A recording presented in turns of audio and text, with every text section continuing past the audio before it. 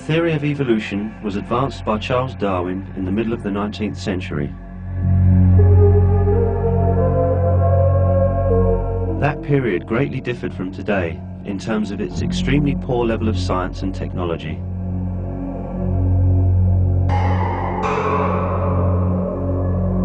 Nineteenth century scientists had to work in simple laboratories with quite primitive equipment.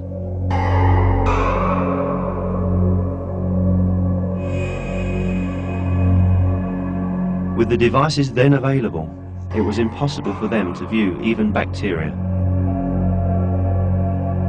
Furthermore, scientists were still under the influence of many superstitious beliefs upheld since the Middle Ages. One of these superstitious beliefs was that life had a simple form.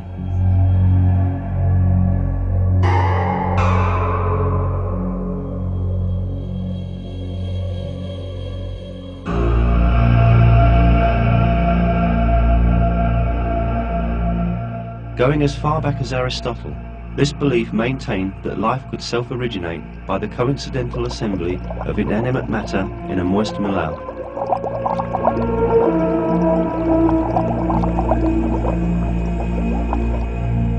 While developing his theory, Darwin relied on the belief that life basically had a simple structure.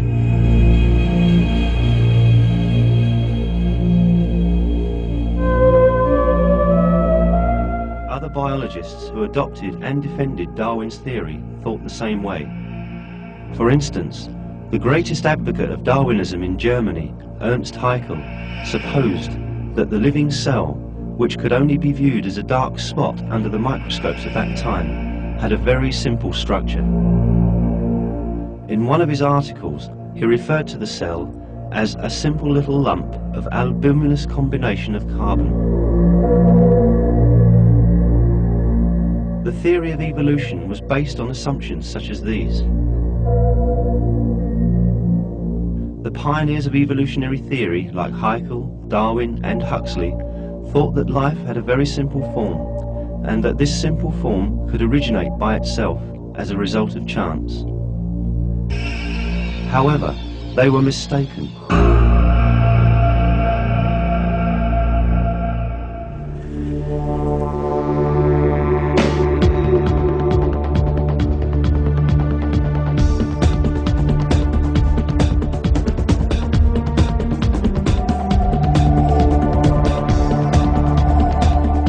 In the 1.5 centuries that have passed since Darwin's day, giant steps have been taken in science and technology.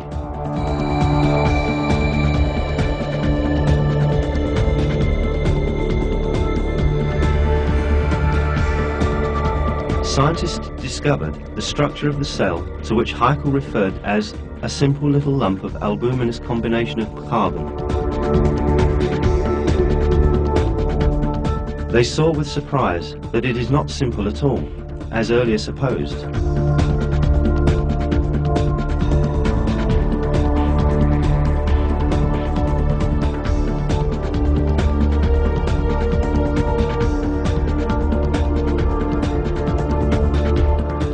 It was revealed that the cell has a system so complex as to have been unimaginable in Darwin's time.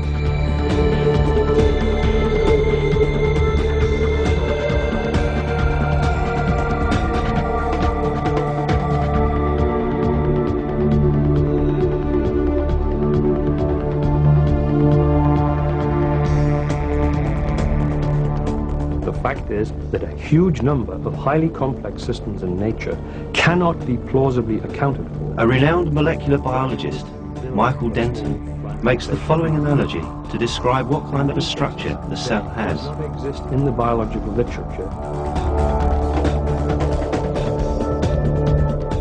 To grasp the reality of life as it had been revealed by molecular biology, we must magnify a cell 1,000 million times until it is 20 kilometers in diameter and resembles a giant airship large enough to cover a great city like London or New York. What we would then see would be an object of unparalleled complexity and adaptive design. On the surface of the cell, we would see millions of openings, like the portholes of a vast spaceship, opening and closing to allow a continual stream of materials to flow in and out. If we were to enter one of these openings, we would find ourselves in a world of supreme technology and bewildering complexity.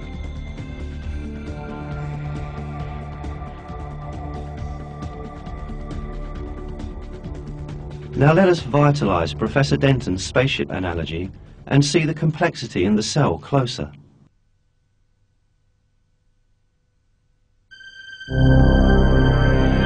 Our journey starts with hormones that look for an appropriate cell for themselves.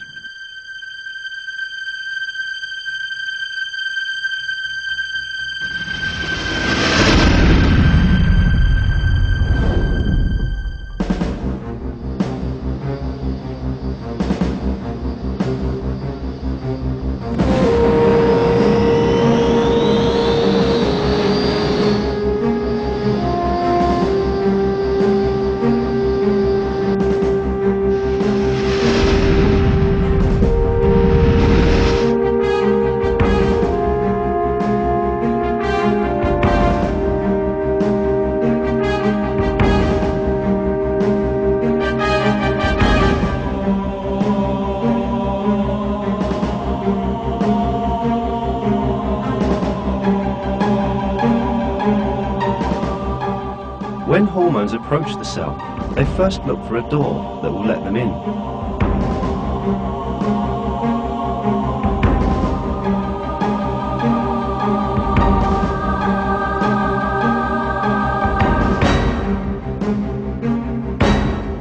The doors of the cell are selective in the way they operate. Every molecule stopping by a door is checked by the door to see whether it is beneficial to the cell or not. The doors open only for useful molecules.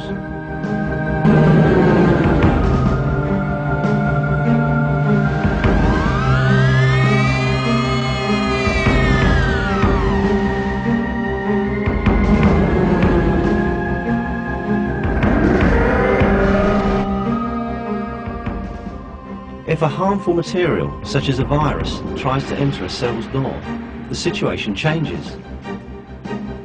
The cell door analyzes the material, finds out that it is harmful, and rejects it.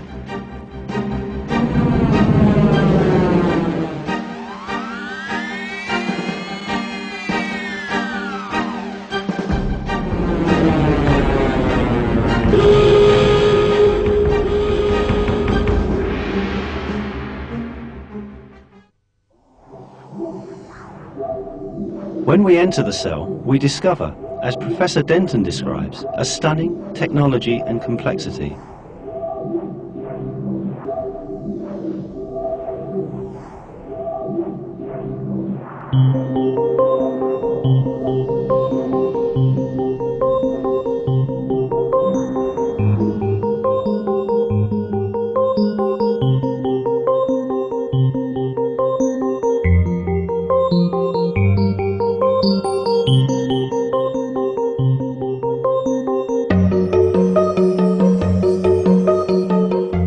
When hormones step in the door, they are immediately taken under control by special proteins that carry out the functions of the cell. These proteins are called enzymes.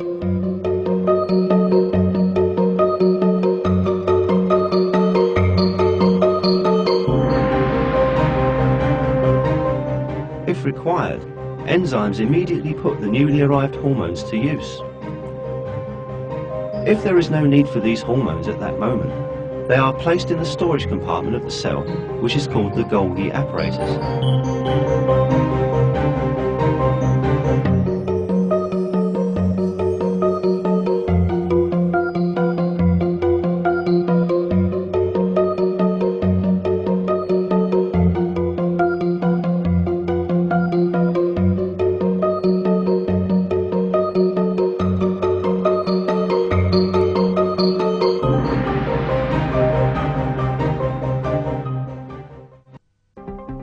Some molecules, such as the insulin that carries sugar molecules, are too big to pass through the doors of a cell.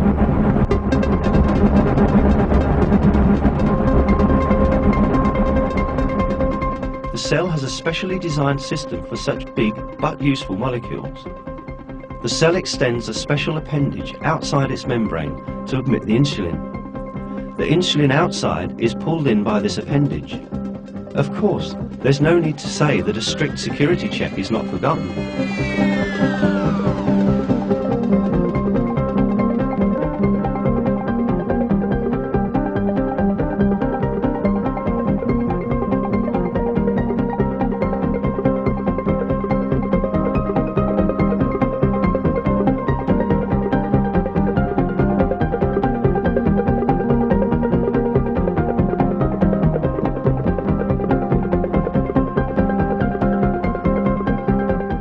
Once inside, special carrier enzymes carefully collect the sugar molecules on the insulin.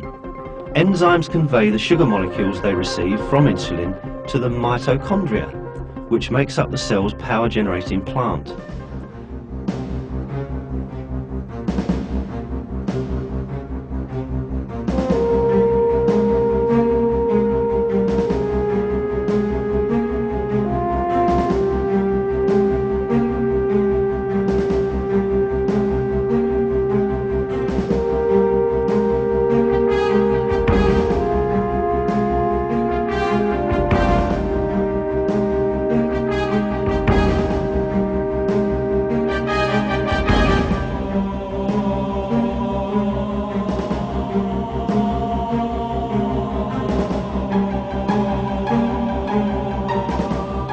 The duty of mitochondria is to break down the energy-containing molecules it receives and process them so that they can be used by the cell.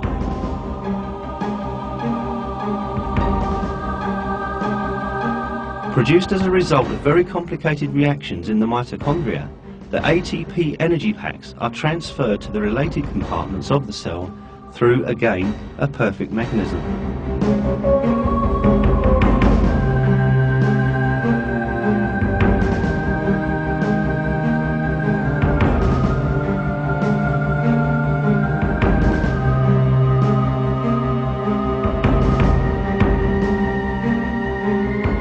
Special channels, called endoplasmic reticulum, handle the transportation in the cell.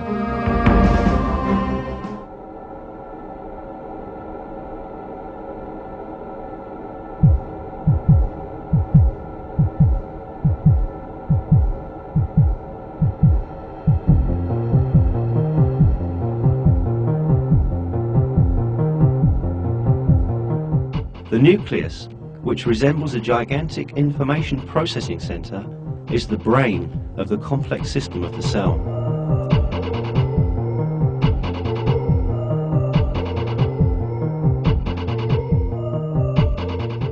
Inside the cells are chromosomes, each of which is a huge data bank.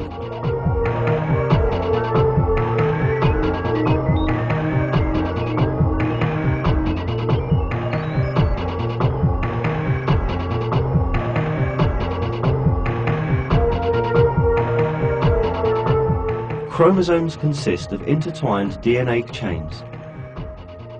The detailed plans of all the systems in the cell are coded in these DNA chains.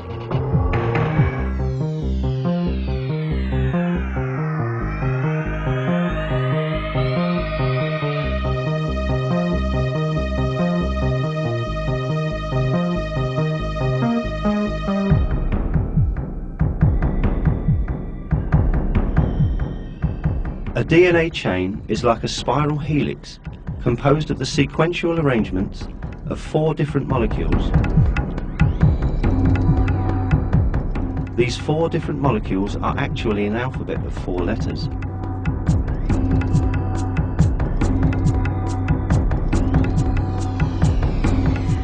Thanks to this alphabet, an enormous amount of information that would fill hundreds of volumes of an encyclopedia is coded in the DNA molecule.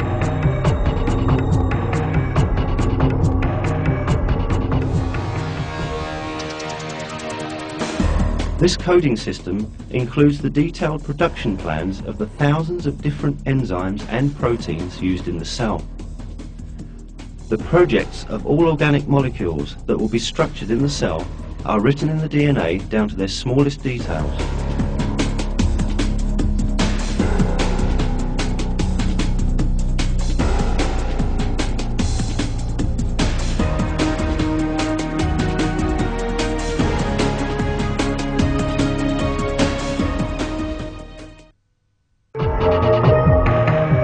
The production of an organic molecule, such as a protein, starts with the identification of the gene containing the required information among the DNA found in the chromosomes.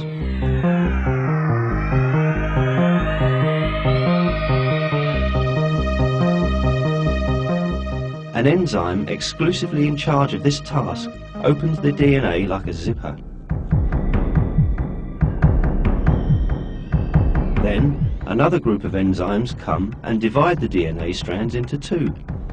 Another enzyme goes over one of the split pieces and quickly reads and copies the data coded here. Now, a perfect copy of the production plan in the DNA is obtained. After replication is completed, enzymes close the DNA and restore it to its original state. The copy produced from the DNA is called messenger RNA. Messenger RNA contains the production plan of the protein required for the cell.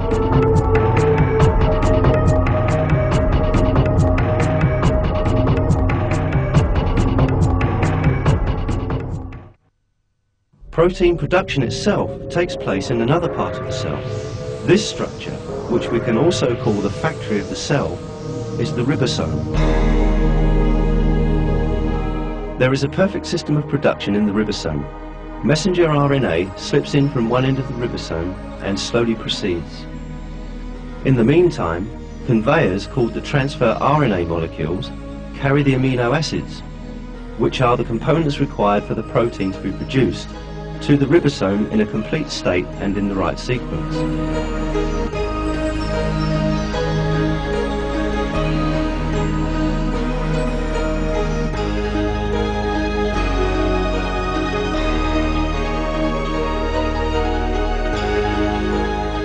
The amino acids brought here combine in the right sequence thanks to the code on the messenger RNA. As the messenger RNA proceeds, the amino acid that corresponds to the data coded there is added to the chain. The result is a new protein.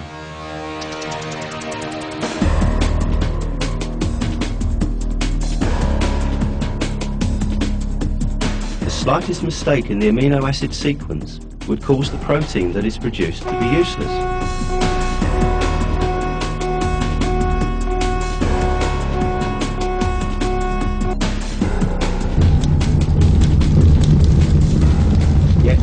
Such mistakes almost never happen. Production complete, the protein leaves the ribosome to set out for its duty.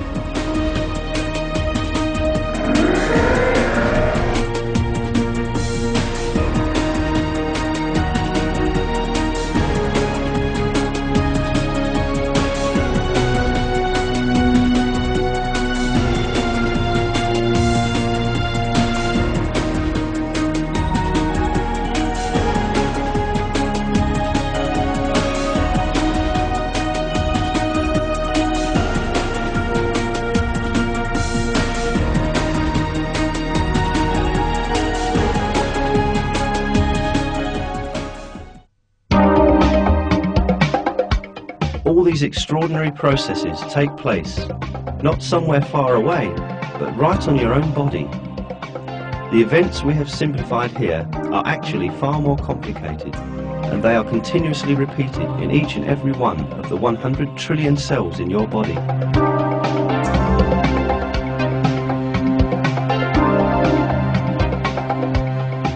The cell, which was thought to be a simple little lump of albuminous combination of carbon by the formulators of the theory of evolution, has such an extraordinary design.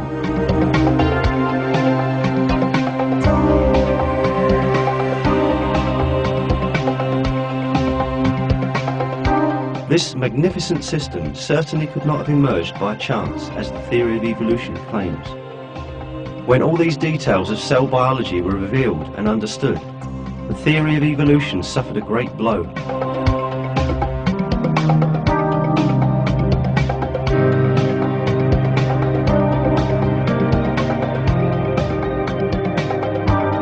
Today, many of the world's distinguished scientists acknowledge that life, as embodied in the living cell, cannot be a product of chance. A very superior creation underlies all aspects of life.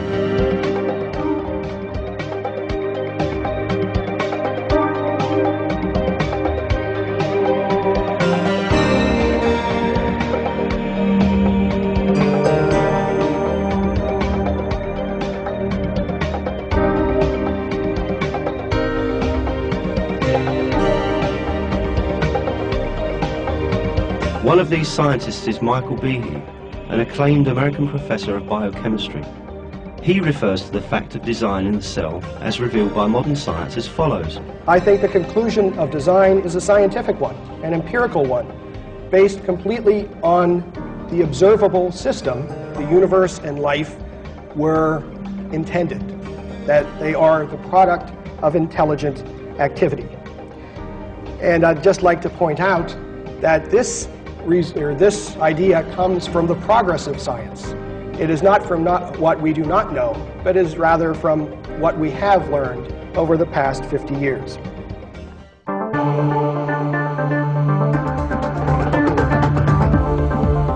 Indeed, science shows that all living beings have been brought into being as a result of conscious creation.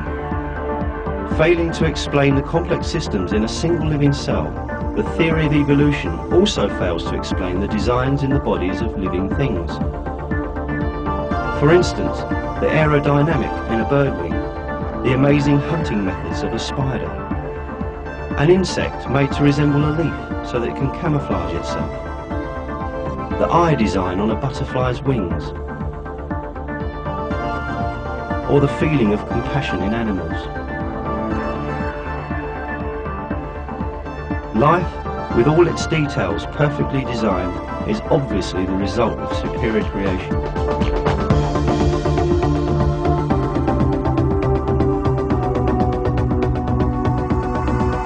That superior creator is the Almighty God, the Lord of the heavens, the earth, and everything in between.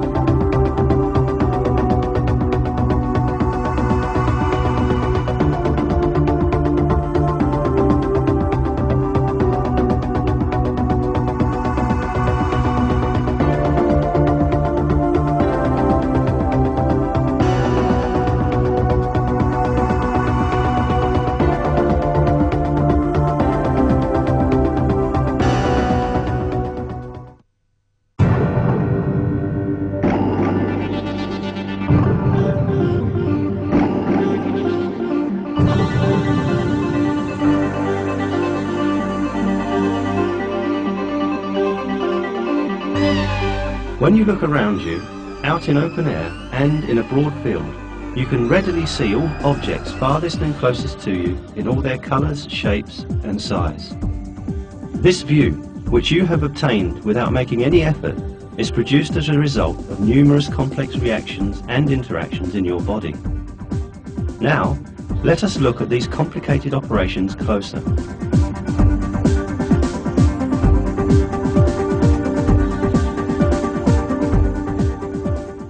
The human eye has a fully automatic mechanism that works perfectly. It is made up of the combination of 40 different basic parts, and all these parts have critical functions in the process of seeing. Any defect or disability in even one of these parts would make seeing impossible.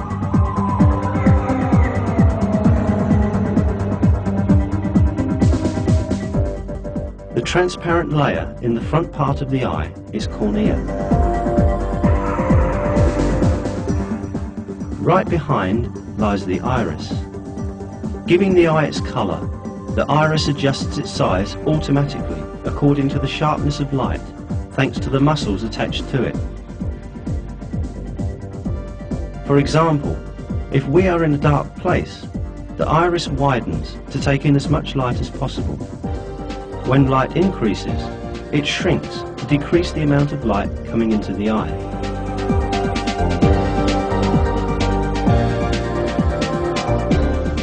The automatic adjustment system in the iris works like this. The moment light comes into the eye, a nerve impulse travels to the brain and gives message about the existence and brightness of the light.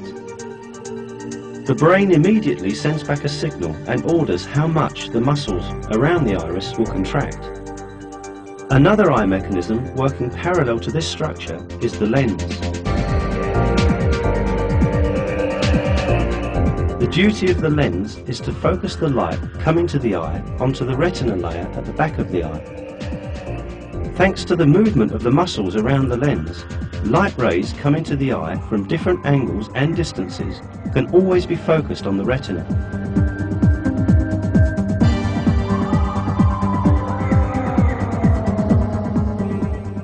All the systems we have mentioned are far smaller, yet far more superior to the mechanical devices designed by the use of the latest technology in order to imitate the eye. Even the most advanced artificial imaging system in the world remains extremely simple and primitive compared to the eye. When we think of the effort and knowledge that has been put into developing these artificial imaging systems, we can understand with what a superior creation the eye is made.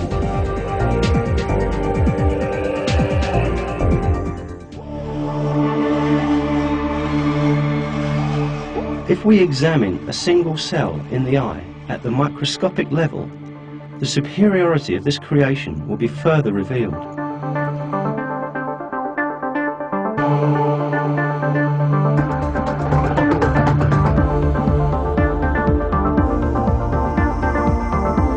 Let us suppose that we look at a crystal bowl full of fruit. The light rays coming from this bowl to our eye pass through the cornea and iris and are focused on the retina by the lens. So, what happens in the retina so that the retinal cells can perceive light? When light particles, also called photons, strike the cells in the retina, they produce a cascading effect like a row of dominoes carefully arranged one after the other. The first of these dominoes in the retinal cells is a molecule called 11-cis-retinol. When a photon of light interacts with it, this molecule changes shape. This forces a change in the shape of another protein, rhodopsin, to which it is tightly bound. Now, rhodopsin takes such a form that it can stick to another protein called transducin, which was already present in the cell, but with which it could not interact before due to its shape's incompatibility. After this union, another molecule called GDP also joins in this group.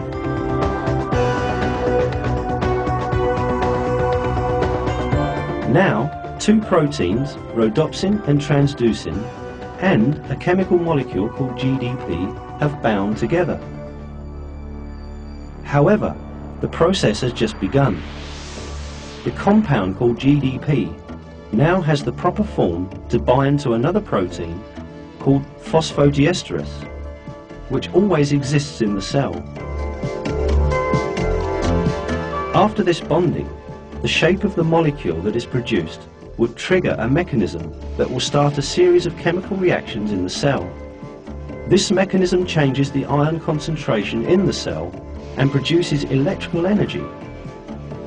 This energy stimulates the nerves lying right at the back of the retinal cell. Consequently, the image that came to the eye as a photon of light sets on its journey in the form of an electrical signal. This signal contains visual information about the object outside.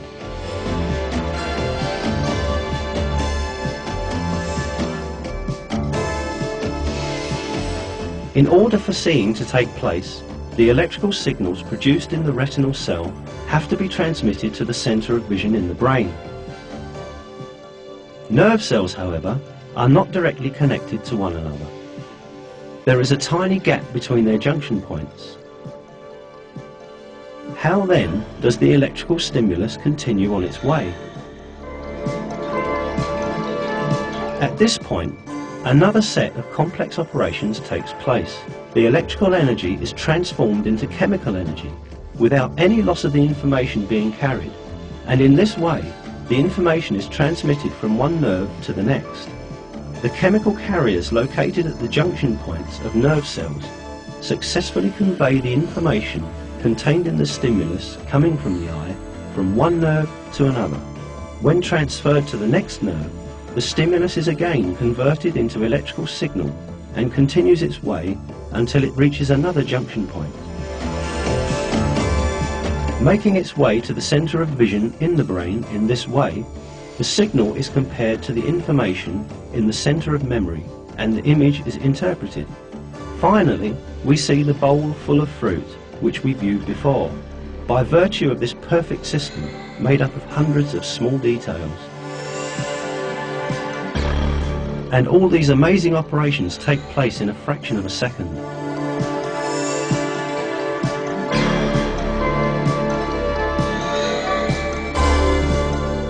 Moreover, since the act of seeing takes place continuously, the system repeats these steps over and over. For example, the molecules playing a part in the chain reaction in the eye are restored to their original state every time, and the reaction starts all over again.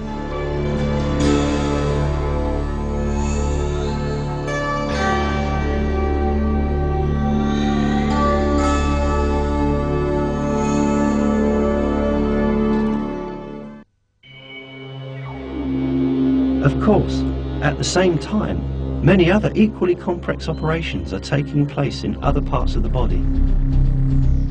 We may simultaneously hear the sound of the image we are viewing. And depending on circumstances, we may sense its odor and taste and feel its touch. Meanwhile, millions of other operations and reactions have to continue without interruption in our body if we are to go on living.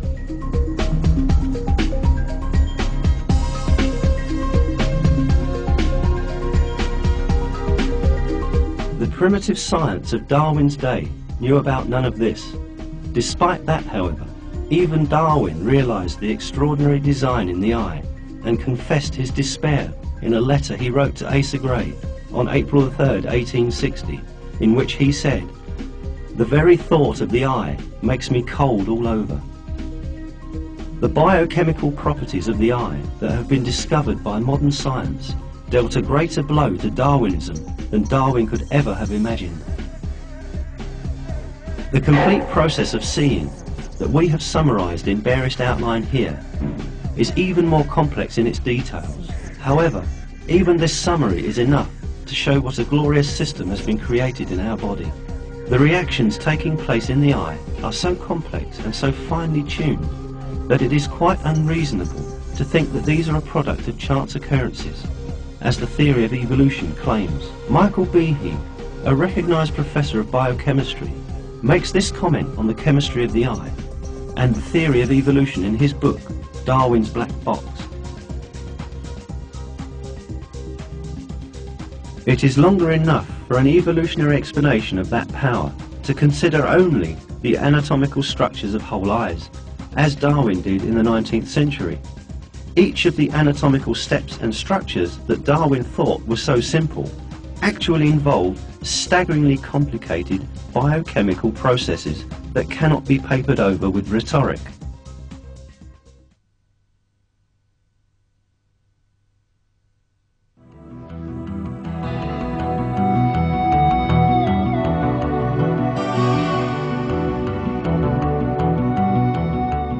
But, as we have seen, the theory of evolution is unable to account for a single system in a single living cell, much less explain life as a whole.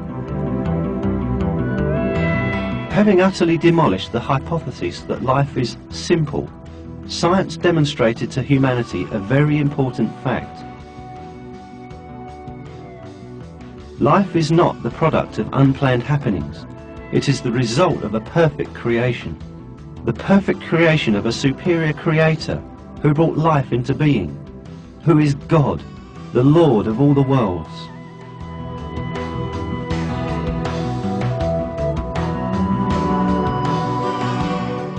It is He who created both humans and all other living beings, and man is responsible to his Lord who created him. God reminds man of his truth in the Quran.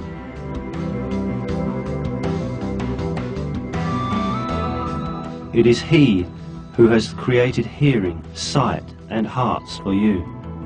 what little thanks you show.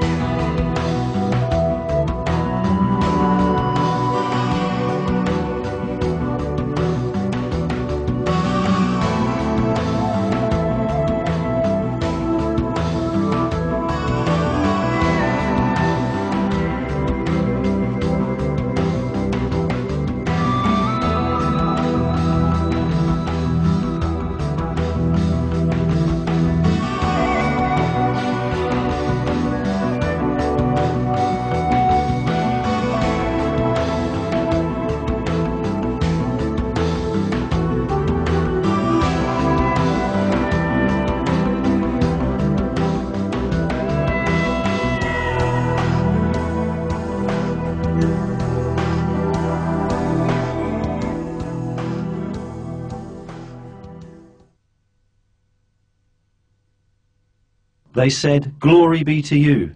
We have no knowledge except what you have taught us. You are the all-knowing, the all-wise."